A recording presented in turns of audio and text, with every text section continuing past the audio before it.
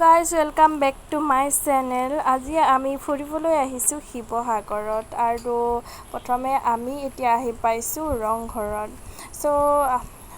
আপোনালোকে সকলোৱে চাই থাকক কি আমি শিৱসাগৰত দেখা পাওঁ।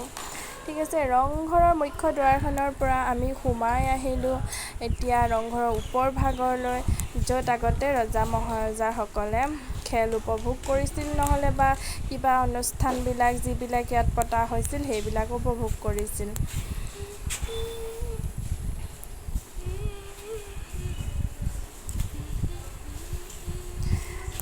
তো ৰংঘৰৰ পৰা আমি চিধা ওলাই গ'লোঁ আৰু এয়া হৈছে আগৰ দৃশ্য, গেটখনৰ সন্মুখৰ পৰা দেখা পোৱা দৃশ্য। আৰু তাৰপিছত আমি যাম তলাতল ঘৰলৈ। এয়া হৈছে তলাতল ঘৰৰ সন্মুখৰ ভাগত থোৱা আছিল বৰটোপ, আৰু এই বৰটোপ ব্যৱহাৰ কৰিছিল আগতে ৰজাসকলে যুদ্ধৰ সময়ত।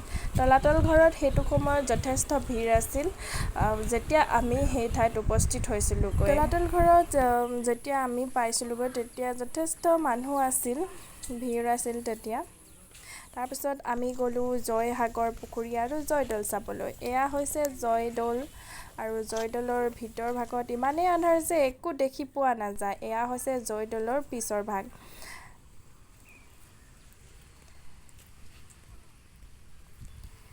কাষতে লাগি আছে জয়সাগৰ। এয়া হৈছে জয়সাগৰ, যথেষ্ট ডাঙৰ এয়া পুখুৰী ভাগ।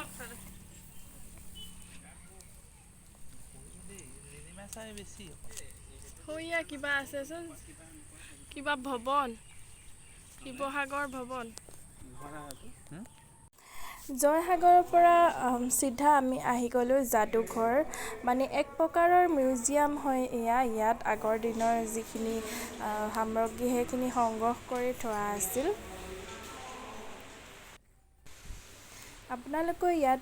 আপোনালোকে ইয়াত আহিলে দেখা পাব বিভিন্ন ধৰণৰ বস্তু, পুৰণি সামগ্ৰীবিলাক কেনেদৰে সংগ্ৰহ কৰি থোৱা আছে।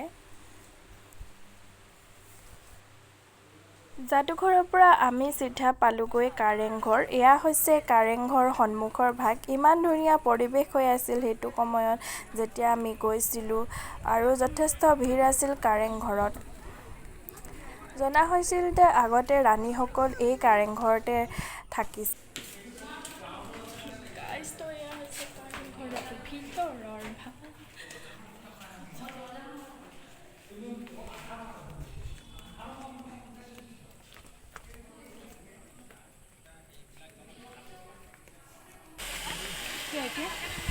কাৰেংঘৰৰ ওপৰ ভাগৰ পৰা তললৈ চালে এনেদৰে দেখা পাব।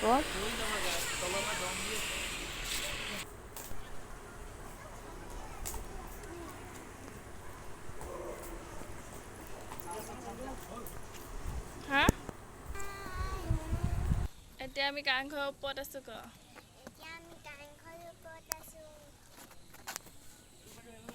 এয়া হৈছে কাৰেংঘৰৰ মেপ, আৰু আমি কাৰেংঘৰৰ পৰা ওলাই পালোঁগৈ চিধা শিৱদৌল। শিৱদৌলত যথেষ্ট ভিৰ আছিল, কাৰণ শাওনৰ প্ৰথমটো দিন আছিল, সেইবাবে এতিয়া ব'লবম ষ্টাৰ্ট হ'বৰ সময় হৈছে যিহেতু, সেইবাবে যথেষ্ট ভিৰ দেখিবলৈ পোৱা গৈছিল শিৱদৌলত। আৰু শিৱদৌলৰ কাষতে আছে শিৱসাগৰ পুখুৰী। শিৱদৌলৰ ওপৰ ভাগত চালে এনেদৰে দেখি পায় যে সোণৰ, মানে এই মন্দিৰভাগৰ ওপৰত সোণৰ টুকুৰা লগাই থোৱা আছে, যিটো আপোনালোকে সকলোৱে জানে হয়তো। তো আজিলৈ ইমানেই বন্ধুসকল। যদি ভিডিঅ'টো ভাল পালে লাইক, কমেণ্ট, শ্বেয়াৰ, ছাবস্ক্ৰাইব কৰি দিব। আজিলৈ বাই বাই।